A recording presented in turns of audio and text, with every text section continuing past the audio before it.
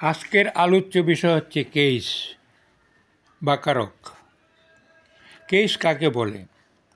সেন্টেন্সে noun, pronoun, clause অথবা ফ্রেজের সাথে অন্যান্য ওয়ার্ডের যে সম্পর্ক থাকে তাকে কেস বলে। সেন্টেন্সে নাউন, প্রোনাউন, ক্লজ অথবা ফ্রেজের সাথে অন্যান্য ওয়ার্ডের যে সম্পর্ক থাকে তাকে কেস বলে। কেস সাধারণত 4 প্রকার, যথা নমিনেটিভ কেস কর্তৃকারক, অবজেক্টিভ কেস কর্মকারক, পজিটিভ কেস অধিকারসূচক কারক, ভোকেটিভ কেস সম্বোধনাত্মক কারক। নমিনেটিভ কেস কাকে বলে? কোনো নাউন, প্রোনাউন, ক্লজ অথবা ফ্রেজ বাক্যে ভার্বের সাবজেক্ট রূপে ব্যবহৃত হলে তাকে সাবজেক্টিভ বা নমিনেটিভ কেস বলে। Examples: Kamal reads a book. এখানে কমল হচ্ছে রিড ভার্বের সাবজেক্ট, অতএব কমল হচ্ছে nominative case. You are doing the work. এই বাক্যে ডুইং ভার্বের কর্তা হচ্ছে ইউ, অতএব ইউ হচ্ছে nominative case. To err is human. এই বাক্যে টু এর হচ্ছে ইজ ভার্বের nominative case. Running is a good exercise. এই বাক্যে রানিং হচ্ছে ইজ ভার্বের nominative case. Smoking of cigarette is a bad habit. এই বাক্যে স্মোকিং অফ সিগারেট হচ্ছে ইজ ভার্বের nominative case. The bird in the cage twitters. এই বাক্যে the bird in the cage হচ্ছে টুইটার্স ভার্বের nominative case. What you do is your work. এই বাক্যে হোয়াট ইউ ডু হচ্ছে ইজ ভার্বের nominative case. Objective case. Objective case কাকে বলে? যখন কোনো নাউন, প্রোনাউন, ক্লজ বা ফ্রেজ বাক্যে অবজেক্ট রূপে ব্যবহৃত হয় তখন তাকে অবজেক্টিভ কেস বলে। এক্সাম্পলস: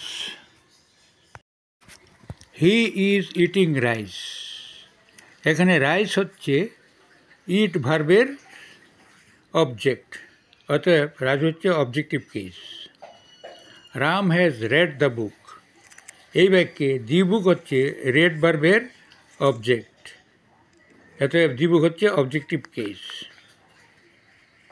অবজেক্টিভ কেস আবার 2 প্রকার, যথা অ্যাকিউজিটিভ কেস বস্তুবাচক কারক, ডেটিভ কেস ব্যক্তিবাচক কারক। যদি কোনো সেন্টেন্সে বস্তুবাচক নাউন ভার্বের অবজেক্ট রূপে কাজ করে তখন তাকে অ্যাকিউজিটিভ কেস বা বস্তুবাচক কারক বলে। Examples: he bought a pen. এখানে পেন হচ্ছে একটি বস্তুবাচক object. You made a chair. এখানে চেয়ার হচ্ছে একটি বস্তুবাচক অবজেক্ট, এত পেন এবং চেয়ার দুটি হচ্ছে অ্যাকিউজিটিভ কেস এর উদাহরণ।